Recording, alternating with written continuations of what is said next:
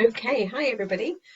So today we are going to be talking about the environmental impacts of oil.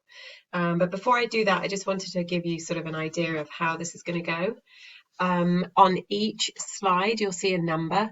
And so if there are any hyperlinks that I would have otherwise embedded into the PowerPoint, of course, this is a video, so it's not going to be clickable. Refer to the slide number and the link that would be provided in the comments section. So if we do get to a slide and there's a link to an article or a link to a video, please feel free to pause the video, scroll down to the comments, find the slide number with the appropriate link, and then just go through and watch that at your leisure. So I am going to attempt to record this in one cut, so don't feel like you have to listen to the entire thing from start to finish. Pause as you want, take breaks whenever you like. But for those of you who just want to kind of knock it out, I do have a couple of slides in there that are for breaks. So take them, stretch your legs, walk about, do whatever you like. So, all right, so let's get going. Hopefully this is going to work. Today we are going to be largely talking about the environmental impacts of oil. But before we do that, I wanted to just go through some of these maps that I found. The link is on this slide, but I can also put it down in the comment section below, and it shows you the source for where I got all of these maps from. But the one we're looking at right now is a map showing the world's oil reserves in billions of barrels. So globally, the countries with the largest oil reserves are, as you can see in this map, in the Middle East, with Saudi Arabia being at the top. So Venezuela is one of the top producers, but by far one of the largest producers is Saudi Arabia worldwide.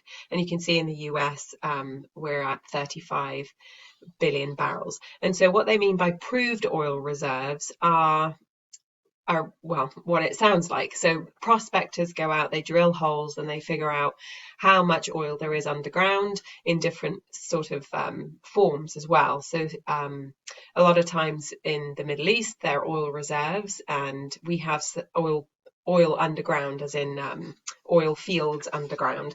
Whereas over here, we can have both oil fields and also oil sands.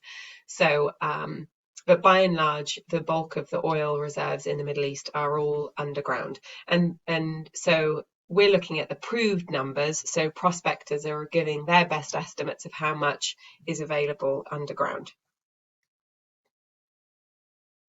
So politically, the Middle East is of interest, obviously, to other countries for their own energy security.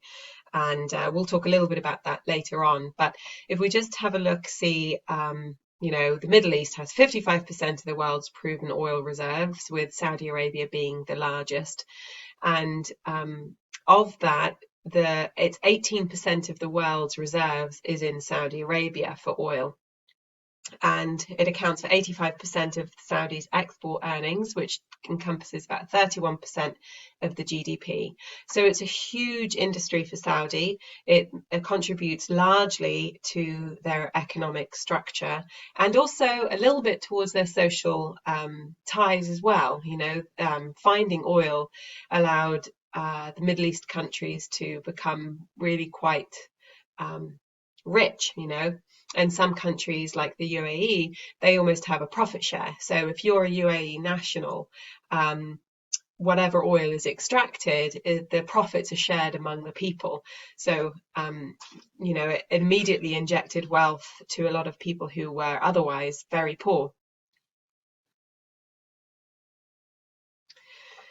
So if we take a look at this map, this is showing us the oil production for the world. So world oil production is not necessarily reflective of the reserves, as you can see here. So we're looking at oil production in millions of barrels per day. And for example, the US has about 35 billion barrels in reserve, which is much lower, almost 8 times lower than Saudi. However, the production in millions of barrels per day is higher than Saudi. And that's largely due to technological differences, and the political scheme in Saudi makes it a little bit more difficult to operate and extract oil there as well. So I thought that was kind of an interesting thing to look at based on the fact that the US is producing so much more oil, even though our reserves are much, much lower than Saudi. And here we're looking at world oil exports. So interestingly, the US oil exports are almost equivalent to Iraq. They are equivalent, 3.8 million barrels per day. So Saudi exports, quite a lot. They're one of the larger exporters in the world, and Russia being second in line to them as well. If we look at the imports of oil, on the other hand, if you notice in the Middle East, there is very little in the way of importing oil. So they're very much, they're dependent on their own source of oil. So the US, on the other hand, imports about 8 million barrels of oil per day. So after we've produced our oil, which is about 15 million barrels per day, and we export almost 4 million barrels per day, we're left with about 11 million barrels per day, but we still need to import 8 more million barrels per day just to meet our energy needs. So we're a very hungry country for oil, and we are very dependent on other countries. Much of the oil that's imported into the US is from Latin America, Canada, and the Middle East. All right, so now we're looking at our consumption, and it's not surprising that you can see the US is one of the highest, at 20 million barrels per day, which kind of makes sense why we need to import along with whatever we have for our domestic supply.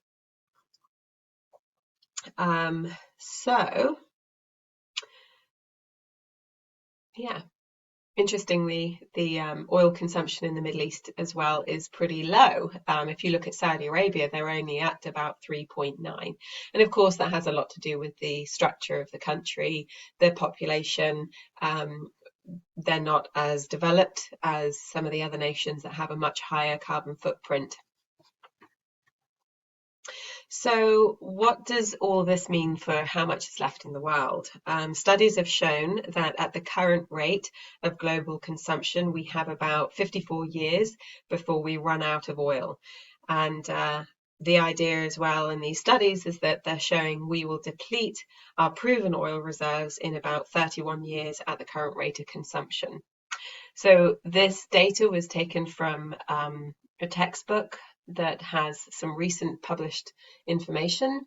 And the graph here is showing the energy reserves for coal, gas, and oil.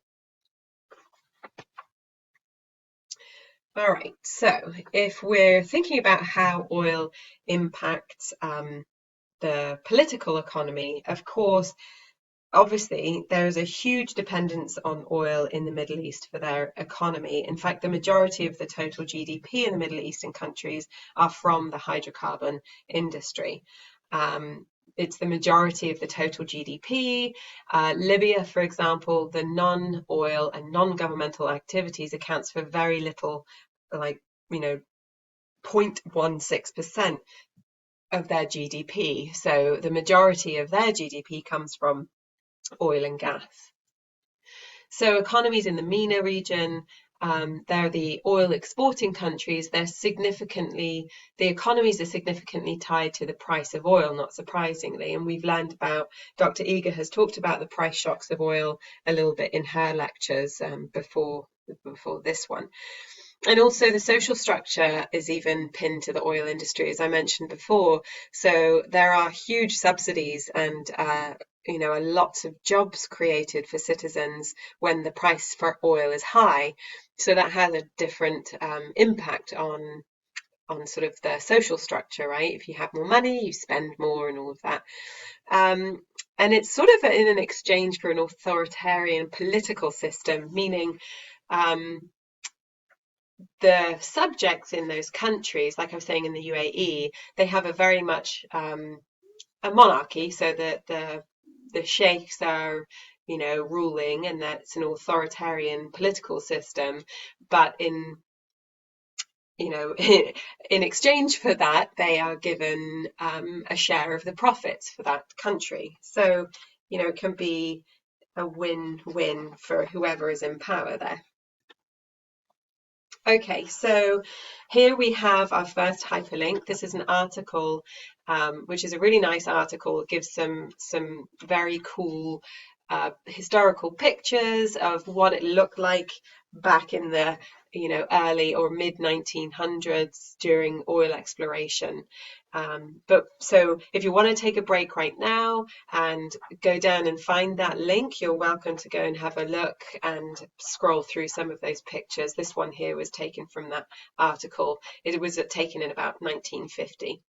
But so if you want to pause, go ahead. But now I'm going to continue talking about the control of oil historically and how we got to where we are today. So there was an agreement between four of the biggest oil companies. So in 1912, an Armenian businessman and trader, Kalusti Gulbenkian, he organized essentially a cartel. And a cartel is just, a group of companies that are dominating the market, and they have the most sway for something, right? And they were basically working together for oil exports that was discovered in the Ottoman Empire. So the IPC is the Iraq Petroleum Company, and that was one of the companies that was formed from this. And then in 1928, there was a Red Line Agreement that was formed to include all of the major companies. It did exclude Kuwait at the time because that was a British protectorate. But the Red Line Agreement included BP, Dutch Shell, Total, and underneath it gives you what the names of the companies used to be: Compagnie Française de Pétroles, ExxonMobil, which was the American Standard Oil of New Jersey, which was Exxon, and the Standard Oil of New York, which is Mobil. So the aim of this agreement was to formalize the corporate structure of the IPC and bind all of the partners to a self-denial clause. So that prohibited any of its shareholders from independently seeking oil interests in the ex-Ottoman territory.